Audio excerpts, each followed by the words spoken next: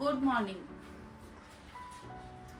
গতকাল তো ওই সমস্ত কাণ্ডকীর্তি করে এসেছি আর আপনাদেরকেও দেখিয়েছি। এবারে আজকে সকাল সকাল আমার মায়ের ফোন করে দেখলাম দুবার রিং হওয়ার পর কেটে দিল।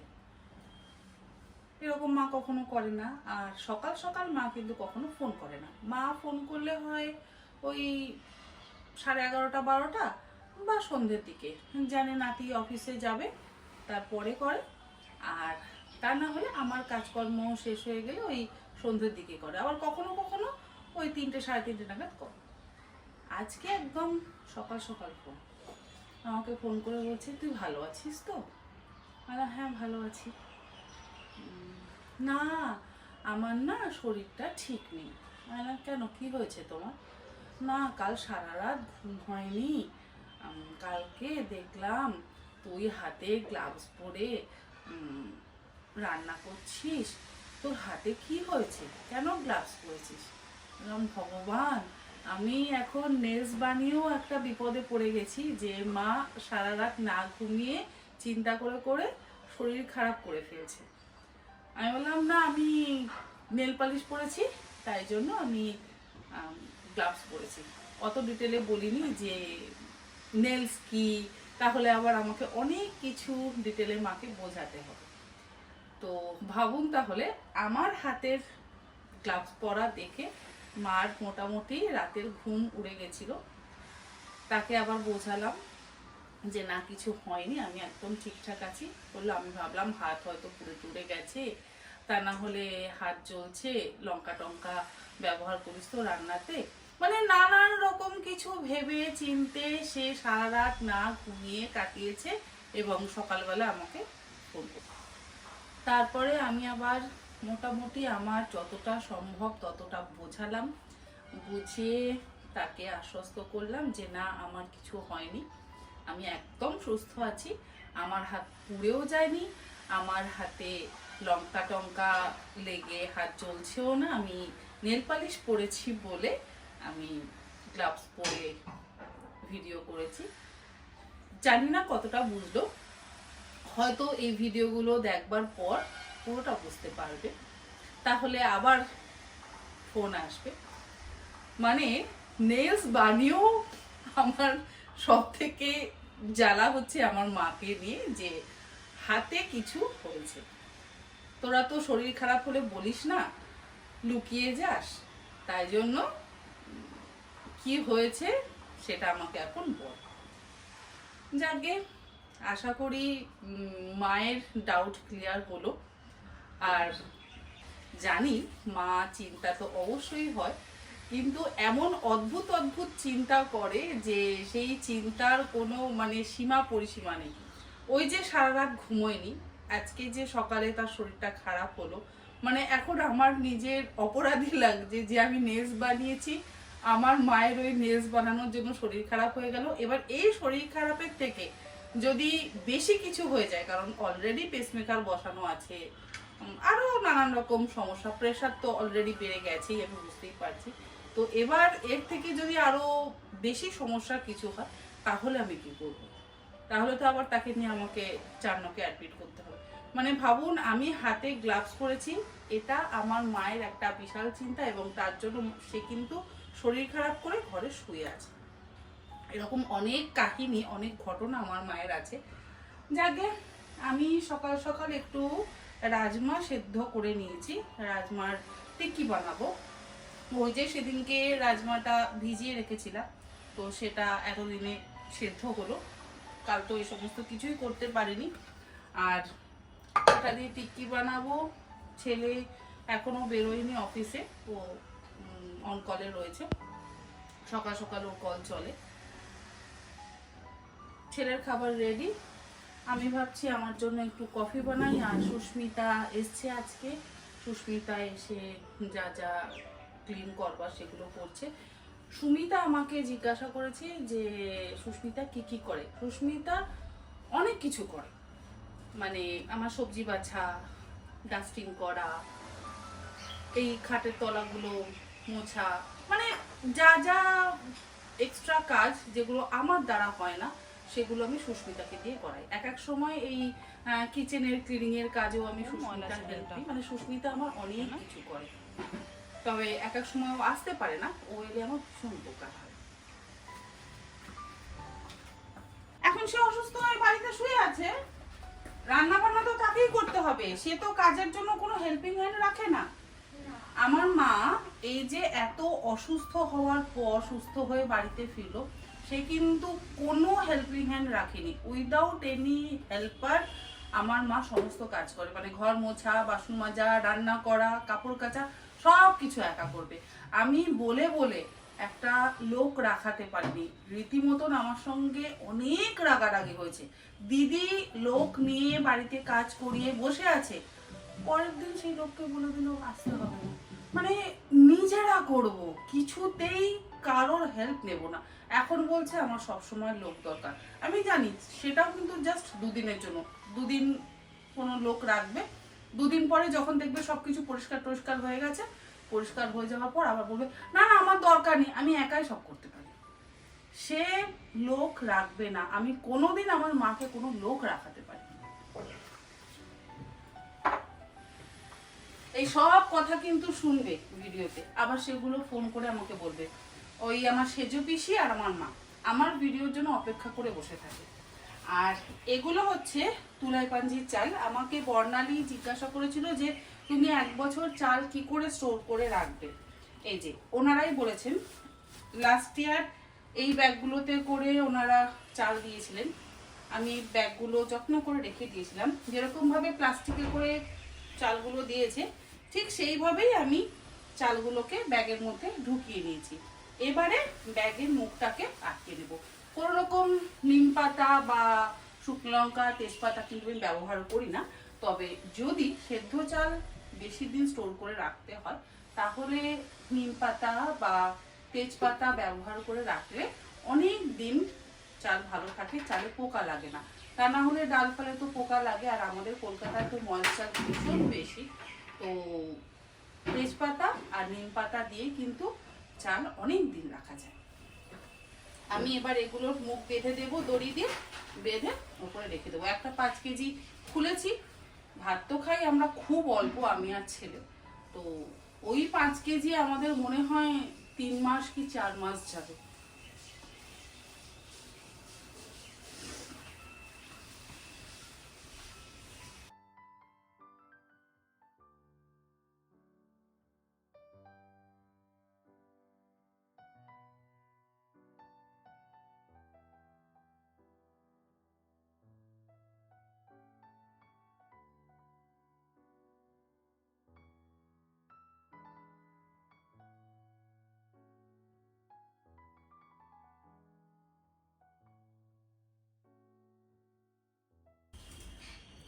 অনেক দিন ধরেই ভাবছিলাম দুধ চা বানিয়ে খাবো, তো বানিয়ে আর খাওয়া হয়ে ওঠেনি। নট অনলি দুধ চা, আদা দিয়ে দুধ চা। আজকে সুস্মিতা আছে তাই একটু দুধ চা বানিয়ে খাচ্ছি। সুস্মিতা থাকলেই আমার ইচ্ছেগুলো পূরণ হয়।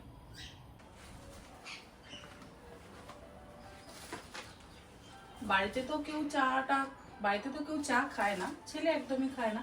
আমিও যে টি লাভার তা কিন্তু একদম নই, তবুও ওই মাঝে মধ্যে তো খেতে ইচ্ছে করে, তো সেই জন্য সেই ইচ্ছেটা আজকে পূরণ করছি। আর সুস্মিতার কোনো চয়েস নেই, ওকে আমি বললাম কি চা খাবে, তুমি যা দেবে। ওর গলা থেকে এতটুকু জোরে একটা শব্দ আমি কখনো শুনতে পাই না, ভীষণ ভালো। আমি ওকে প্রথমে সেন্টার থেকেই নিয়েছিলাম, তারপরে ও সেন্টারেও যায়, আবার আমার মতো বেশি কাজ করে। অনেকেই বলেছেন যে এরকম সপ্তাহে 1-2 দিনের জন্য কাউকে পাওয়া যায় না, তো সেন্টার থেকে কিন্তু আপনারা অবশ্যই নিতে পারেন। আর এই সেন্টারের অপশানটা আমি শুরু করি আমার মা যখন অসুস্থ হয়েছিল তখন থেকে। তার আগে পর্যন্ত আমি একদমই সেন্টার থেকে কোনো কাউকে নিইনি। আর নিজেই সবটা করবার চেষ্টা করতাম। এই যে এত সুন্দর করে চারিদিকটা পরিষ্কার করছে, শুধু যে ঘর বাড়ি করলেই হয় তা তো নয়, সেই জায়গাগুলো সুন্দর করে পরিষ্কার করে রাখাটাও তো ভীষণ জরুরি। তো আমার পক্ষে না সবকিছু হয়ে ওঠে না। তো এই ডাস্টিং এর কাজগুলো যখন সুস্মিতা আসে, আমি মানে এটা বলতে পারেন ডিপ ক্লিনিং আমি সুস্মিতাকে দিয়েই করাই। আমিও করি, কিন্তু আমি ওই ওপর দিয়ে করে রাখি। সুস্মিতা আসার পর একদম প্রত্যেকটা দরজার ফ্রেম, জানলার কাজগুলো, এই যেমন দেখলেন ব্যালকনিটা ক্লিন করলো, চারিদিক একদম সুন্দর করে সুস্মিতা পরিষ্কার করে, যেটা আমার পক্ষে অত সময় দেওয়া একদম সম্ভব হয় না। দোকান করব, বাজার করব, রান্না করব, শুটিং করব, এডিট করব, ছেলেকে খেতে দেব, মানে চারিদিকে একটা সংসারে তো কম কাজ নয়। তো এক্সট্রা কাজগুলো আমি সুস্মিতাকে দিয়ে করাই।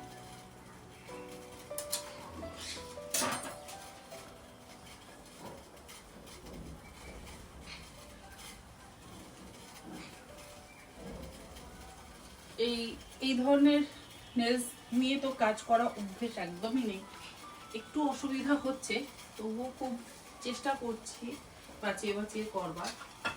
দেখা যাক কদিন আমার হাতে এই সমস্ত কিছু টেকে। গ্লাভস পরে আর কতক্ষণ কাজ করা যায়।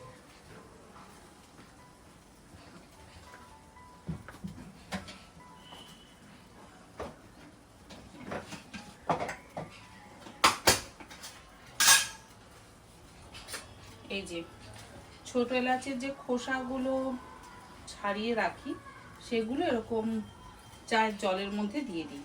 আমরা তো চিনির রস বা শিরা করবার জন্য ছোট এলাচের দানাগুলো ব্যবহার করি, আর আমি এগুলোকে রেখে দিয়ে এই কাজে ব্যবহার করি। একটু মশলা চাই খাবো, আমার মশলা চা খেতে বেশি ভালো লাগে। আমার দুধ চা ওই রকম ফিকে ফিকে একটু ভালো লাগে না। আমার একটু বেশ আদা হবে, এলাচের গন্ধ হবে, আবার গোলমরিচেরও একটু ঝাল থাকবে। সর্দি কাশিতে কিন্তু ওটা খুব ভালো কাজ দেয়। আমি সেই রকম চা খেতে খুব পছন্দ করি। চা হবে চায়ের মতো, ওই ফিকে ফিকে চা কি খাবো।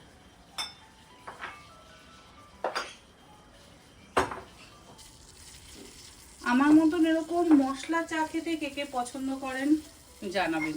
আমার ভীষণ ভালো লাগে মশলা চা খেতে। চায়ের মধ্যে আমি মশলাটা দিয়ে দিলাম, এবারে জলটা ভালো করে ফুটবে, জলের মধ্যে বেশ সুন্দর একটা মশলার ফ্লেভার আসবে। তারপর আমি এর মধ্যে দেবো আবার একটু আদাটা দিয়ে আবারও কিছুক্ষণ ফোটাবো, তারপর দেবো চা পাতা, লাস্টে দেবো দুধ, আর সুস্মিতার কাপে চিনি দিয়ে দেবো, আমি খাবো চিনি ছাড়া। এই যে দেখুন রংটাই চেঞ্জ হয়ে গেছে। এবার দিয়ে দিলাম থেতো করে নেওয়া আদা। এই নেলস করবার পর হাতটা না সেইভাবে ইউজ করতে পারছি না, সব ক্ষেত্রেই স্পুন ইউজ করতে হচ্ছে।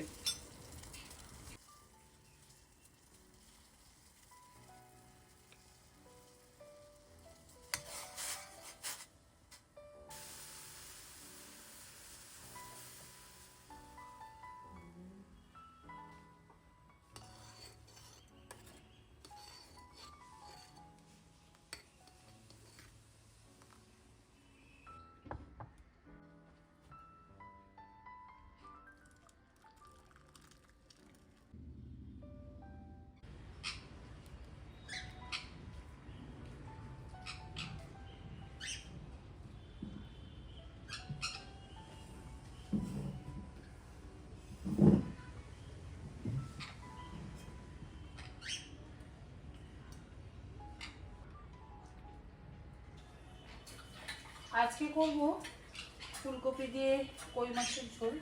সেদিন 4টেই কই মাছ এনেছিলাম, তো আমার আর সুস্মিতার হয়ে যাবে। আর একটু কাতলা মাছ ভাজা, আর বানাবো একটু মসুর ডাল সিদ্ধ, ব্যাস আমাদের দুজনের যথেষ্ট।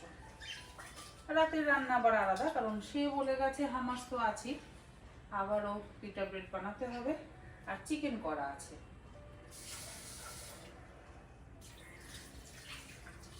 সকালেই বলছিল যে পিটা ব্রেড বানিয়ে দাও, হামাস দিয়ে আর চিকেন দিয়ে খেয়ে যাব। আমি দিইনি, আমি বললাম যে না ভাত খেয়ে যা, ভাত একদম খেতে চায় না। তো ভাত খেয়ে গেছে। যদিও ফিরতে ফিরতে সেই 12টা 12:30 হয়ে যায়। গতকাল রাত্রেও 1:45-র সময় ও খাবার খেয়েছে। এত রাত করে খাবার খায়। আমি বলি যে তুই নিয়ে যা, বলে না।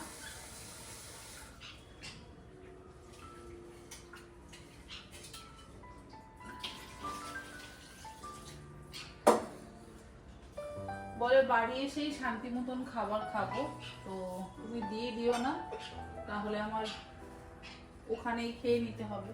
ওখানে খেতে ইচ্ছে করে না।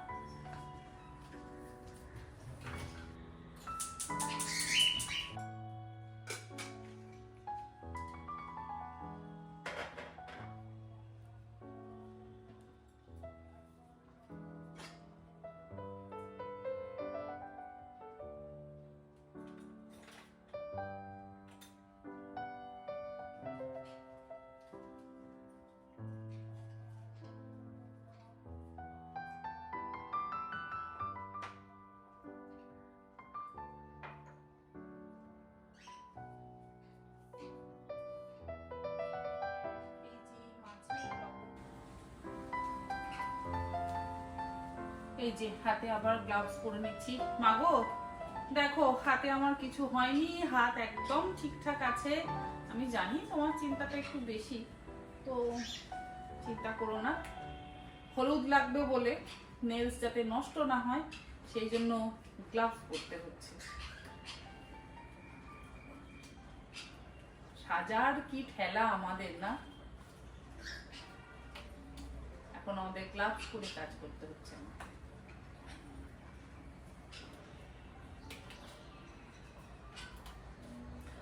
আর শুধু তাই নয়, এই কালো গ্লাভস পরা হাত দেখে পাগোপাগিও কিন্তু ভয় পাচ্ছে।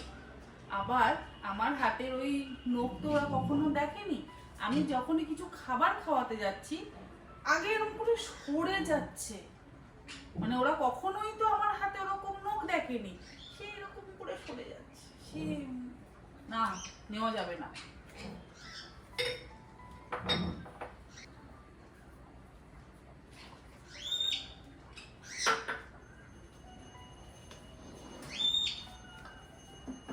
লবণ অব্দি ঠিক আছে, কিন্তু হলুদটা একটু বুঝে চলতে হবে।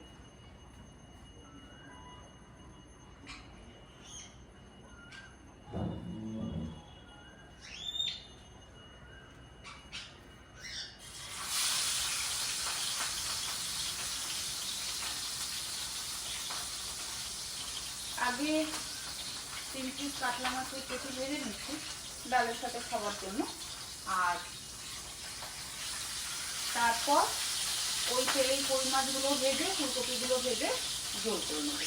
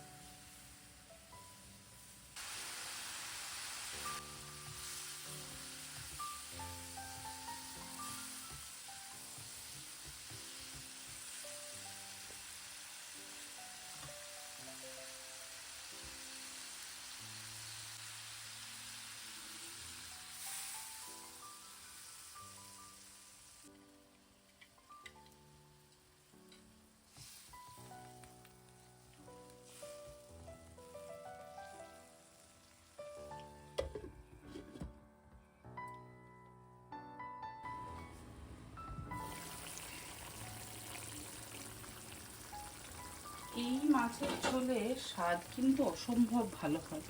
এর মধ্যে বড়ি দিলে তো সত্যি আরও ভালো লাগে। আজকে আর আমি না বড়ি দিলাম না, ওই খেতে তো আমাকেই হবে। আজকে মোটামুটি অনেকটাই কাজ হলো, বিশেষ করে পরিষ্কারের কাজটা হলো। সুস্মিতা অনেকটাই কমপ্লিট করে দিয়েছে, আর রান্নাবান্নাও আমার কমপ্লিট। এবার দুপুরের খাওয়া দাওয়াটা সারি, তারপর বিকেলের কাজ আবার শুরু হবে। যাই হোক, আজকের ভিডিওটা এখানেই শেষ করি। কেমন লাগলো অবশ্যই জানাবেন। আগামীকাল থেকে শুরু হবে আমার দেওরের বিয়ে। আপনারা সকলে ভালো থাকবেন, আর কার কার বিয়ে বাড়ি আছে সেটাও যদি আমাকে বলেন তাহলে আমারও ভালো লাগবে। ধন্যবাদ।